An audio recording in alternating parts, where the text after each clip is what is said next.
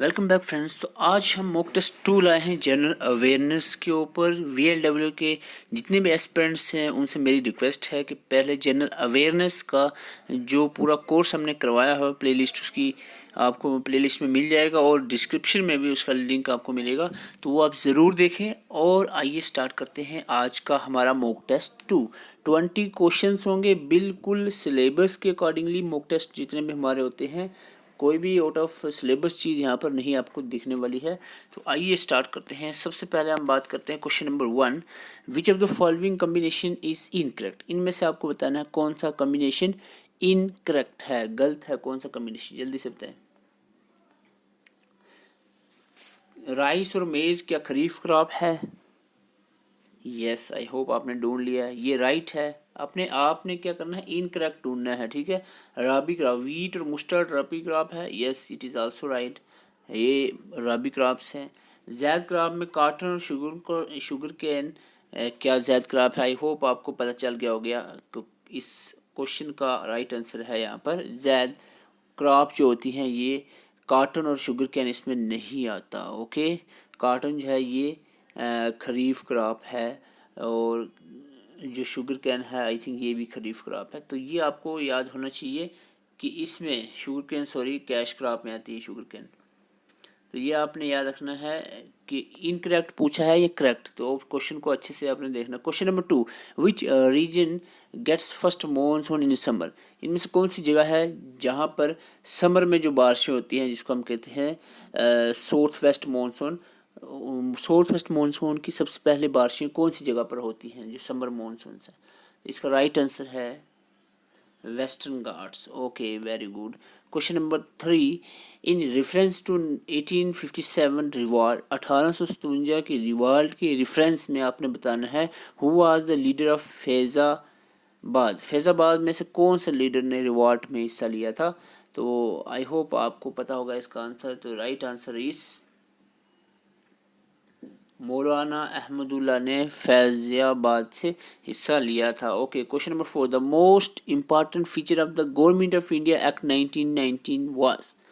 Government of India act 1919 आपने पढ़ा होगा, तो इसका मोस्ट इम्पॉर्टेंट फीचर क्या है वो आपको बताना है।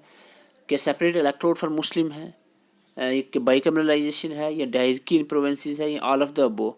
तो जल्दी से इसका आंसर बताएं कौन सा या कौन से इसमें इम्पॉर्टेंट फीचर्स हैं 1919 के गवर्नमेंट ऑफ इंडिया एक्ट के। So the right answer is dyarchy in provinces is the right answer. ये जो है 1909 की बात हो रही है और ये जो है बाइकमरलाइजेशन 1935 में हुआ था। तो ये आपने याद रखना है। ओके, तो question number 5 is which ministry initiated the स्वच्छ भारत मिशन। SPM कौन सी मिनिस्ट्री के अंदर आता है ये आपको पूछा जा रहा है, वो भी कौन सा, SPM ग्रामीण। ओके, आई होप आपको याद आ रहा हो, नहीं तो वीडियो जाके देख लो, अभी भी टाइम है। ओके, तो इसका राइट आंसर है यहाँ पर जिस डिपार्टमेंट में आप जाने वाले हो। Okay, the right answer is ministry of rural development. Okay, और जो अर्बन है वो आता है ड्रिंकिंग एंड वाटर सैनिटेशन, या इसको हम जल शक्ति भी कहते हैं। Okay, if Tata import a product from abroad, then which kind of tax would be levied on it। Example के लिए बताया है, अगर टाटा जो इंपोर्ट करता है प्रोडक्ट को अब्रॉड से, बाहर कंट्री से, तो कौन सा टैक्स लगेगा। तो यहाँ पर आपको मैंने बताया था जो एक्सपोर्ट या इंपोर्ट पे टैक्स लगता है, स्पेशली इंपोर्ट पे, तो वो टैक्स होता है आपका इंपोर्ट पे जो लगता है उसको हम कहते हैं custom duty. Okay, question number 7, which of the following country has common frontier with the Indian states like. कौन सी ऐसी कंट्री है जो इन स्टेट्स से जिनका बॉर्डर जुड़ा हुआ है, that is Uttarakhand, Uttar Pradesh, Bihar, West Bengal, Sikkim. ठीक है, उत्तराखंड, उत्तर प्रदेश, बिहार, वेस्ट बंगाल, सिक्किम, इन स्टेट से किस कंट्री के बॉर्डर जुड़ा हुआ है, जल्दी से बताएं। तो नेपाल का बॉर्डर जुड़ा हुआ है। Question number 8, which of the following statement is true. इनमें से कौन सी स्टेटमेंट ट्रू है? प्रियम्बल से क्वेश्चन है, प्रियम्बल सिलेबस में दिया है, फंडामेंटल राइट्स भी हैं, प्रियम्बल भी है। तो प्रियम्बल से क्वेश्चन है यहाँ पर।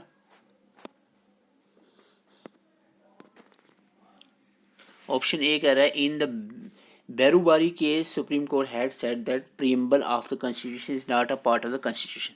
तो आपको 3 केसेस मैंने बताए थे, आपको आई होप आपको याद होगा। बैरी बेरी और केशवानंदा भारती 2 इस पर मैंशन भी है। तो यहाँ पर आपको जल्दी से मैं डायरेक्ट आपको आंसर बता देता हूँ। बैरी बेरी केस में, भैरूबेरी केस में कहा गया था कि प्रियम्बल जो है वो कॉन्स्टिट्यूशन का पार्ट है, ठीक है।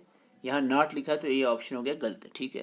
केशवानंदा भारती केस में पार्ट के बारे में नहीं, इसमें कहा था कि प्रियम्बल जो है वो सुप्रीम कोर्ट हैड प्रियम्बल, इसमें फंडामेंटल राइट के बारे में कहा था, ठीक है। सॉरी, इसमें भी दोनों फंडामेंटल राइट के रिलेटेड थे, ठीक है। प्रियम्बल रिलेटेड केसेस नहीं है।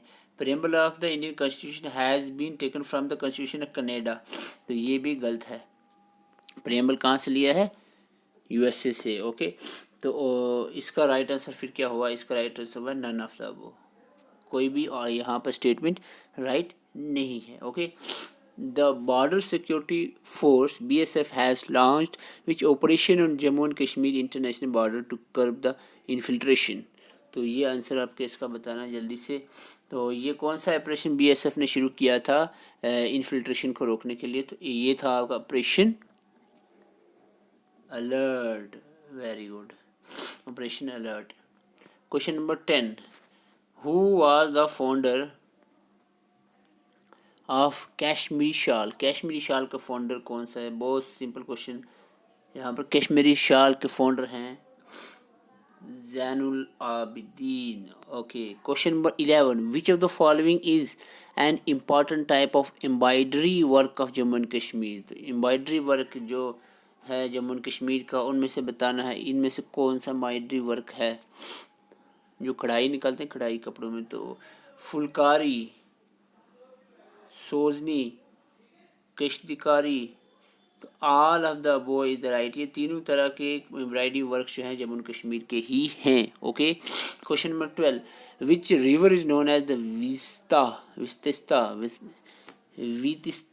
वितिस्ता, इसको व्यथ भी कहते हैं, ठीक है। आपने बताना है वितिस्ता संस्कृत में कहा जाता है कौन से रिवर को? तो ये है आपका river Jhelum, okay. How many schedules are in the Jammu and Kashmir reorganisation act 2019? J&K reorganisation act 2019 में कितने शेड्यूल हैं? तो यहाँ पर 5 शेड्यूल्स हैं J&K रीऑर्गेनाइजेशन एक्ट में। As per which article of Indian constitution the UT of Jammu and Kashmir shall be administered? कौन से इंडिया के कॉन्स्टिट्यूशन के आर्टिकल में के मुताबिक जो है जम्मू एंड कश्मीर की यूटी एडमिनिस्ट्रेटेड है? तो ये है, आपको याद रखना है। वही पुडुचेरी मॉडल आपको मैंने वीडियो में बताया था। तो पुडुचेरी मॉडल यानी ये है आर्टिकल आपका 239A, ओके। 239A आपने याद रखना है। क्वेश्चन नंबर 15, तो ये 14 था, यस 15। अकॉर्डिंग टू 2011 यानी 2011 के सेंसस की हिसाब से बात करें तो लिटरेसी रेट ऑफ इंडिया क्या है? ये बहुत बार क्वेश्चन पूछा गया है। तो लिटरेसी रेट जो है इंडिया का 2011 के सेंसस के मुताबिक 74.04% है, ओके। 74.04% लिटरेसी रेट है इंडिया का। Added to the UNESCO list world heritage site in 2024। ये क्वेश्चन आपको कंफ्यूज नहीं होना, सिंपल क्वेश्चन है। आपको बताया जा रहा है कि ग्रेट हिमालयन नेशनल पार्क जिसको 2014 में यूनेस्को की वर्ल्ड हेरिटेज साइट में लिस्टेड किया गया है, डाला गया है। तो ये जो ग्रेट हिमालयन नेशनल पार्क है ये इंडिया की कौन सी स्टेट में पाई जाती है? तो ग्रेट हिमालयन नेशनल पार्क आपको याद रखना है हिमालय से हिमाचल याद रखना है, हिमाचल प्रदेश में, ओके। हिमाचल प्रदेश में Himalayan national park Himachal Pradesh में।